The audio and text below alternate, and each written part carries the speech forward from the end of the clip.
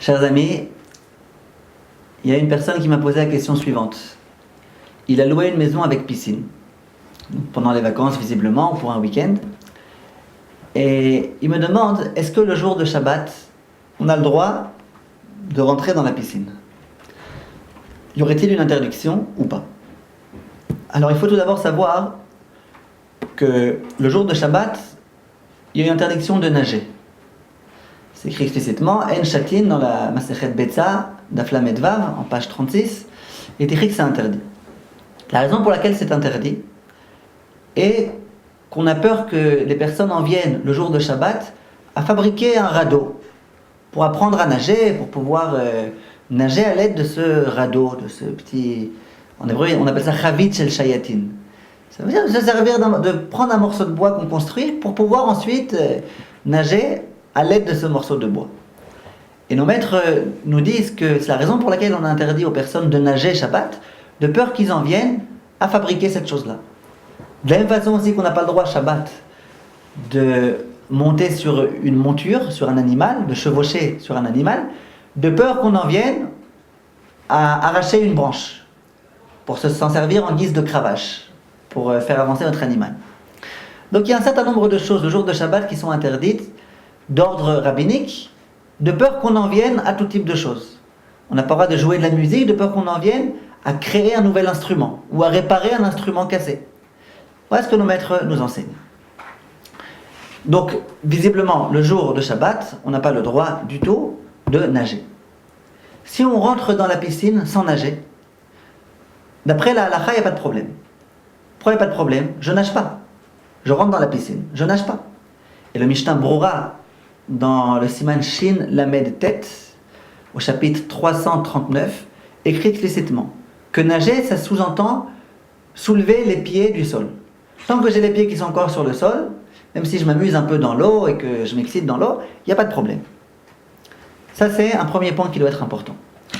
Lorsque je dis qu'il n'y a pas de problème, j'entends tout d'abord, pour que ce soit clair, une piscine qui se trouve dans un endroit qui est clôturé, c'est-à-dire dans un domaine privé.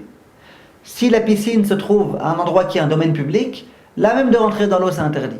De peur qu'on en vienne à éclabousser l'eau et que l'eau sorte de la piscine et qu'elle gicle à une distance de 2 mètres. Ce qui est interdit pendant Shabbat. Donc là, je parle d'un endroit qui est clôturé, c'est ma résidence. Donc même si jamais il y a de l'eau qui s'éclabousse de part et d'autre, il n'y a pas de problème. Il n'y a pas de problème de déplacer cette eau-là d'un endroit à un autre.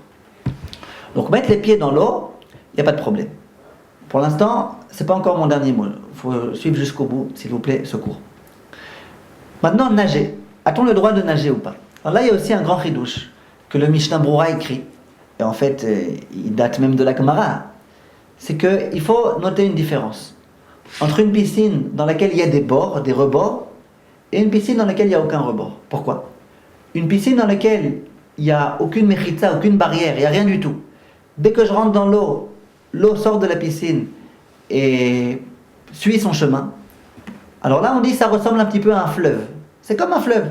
L'eau rentre, part, continue, suit sa route. Et un fleuve, effectivement, les gens qui nagent dans un fleuve, ils se servent de ce radeau en question. Et donc il y a un risque qu'ils en viennent à créer, à fabriquer un radeau. Par contre, dans le cas où la piscine a des mechitzot, ça veut dire a des barrières, a des murs, et donc au moment où je nage, l'eau, aussitôt sortie de la piscine, elle revient à l'intérieur automatiquement. Alors là, on ne voit plus du tout le rapport entre la piscine et un fleuve. Et dans ce cas-là précis, nos maîtres n'ont pas interdit. Donc il faut voir de quelle piscine il s'agit.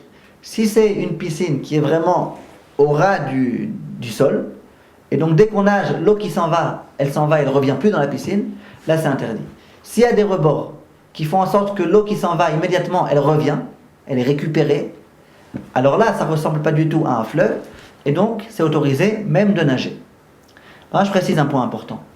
Il y a un des grands décisionnaires qui s'appelle le Maharil, qui écrit, et le Rama, le Rav des Ashkenazim, le mentionne au chapitre Shin Chaf Vav, 326, il dit qu'on interdit complètement de tremper tout son corps, même à l'eau froide.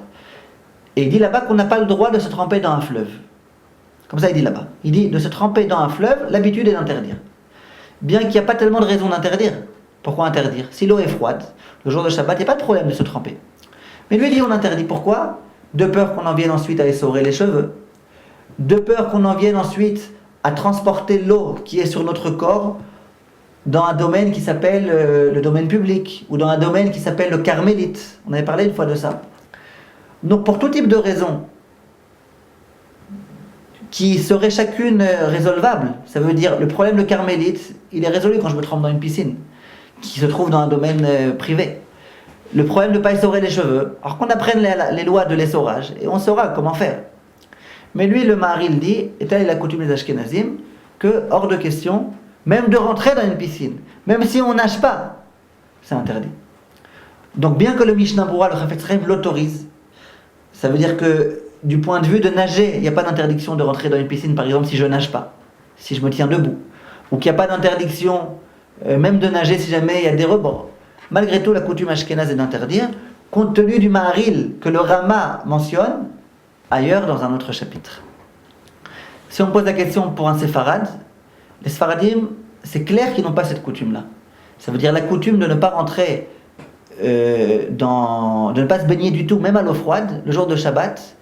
Le Shulchan Aruch ne la mentionne pas. Et c'est vraiment le chidouche du Rama. Donc un ashkénaz, un séfarade, excusez-moi, qui voudrait se fier au halachot qu'on a dit au tout début ici concernant la piscine, c'est clair qu'il peut se reposer sur l'opinion du Shulchan Aruch et qu'il n'y a pas de problème. S'il veut se montrer plus rigoureux et adopter la coutume ashkénaze, il peut aussi le faire. D'ailleurs, j'ai vu certains décisionnaires séfarades qui ramènent les poskim ashkénazes qui interdisent de rentrer dans une piscine de façon très claire. Donc un séfarade qui voudrait autoriser, il a largement sur qui se reposer. S'il veut se montrer un peu plus strict, il peut le faire. Autoriser à des enfants d'entrer dans la piscine, dans ce cas précis, c'est beaucoup plus simple, vu que le fait de rentrer dans une piscine, c'est une controverse, une discussion entre nos maîtres. Donc laisser des enfants le faire, ça c'est déjà beaucoup plus simple. Voilà, Kol Tov et Shabbat et à bientôt. Au revoir.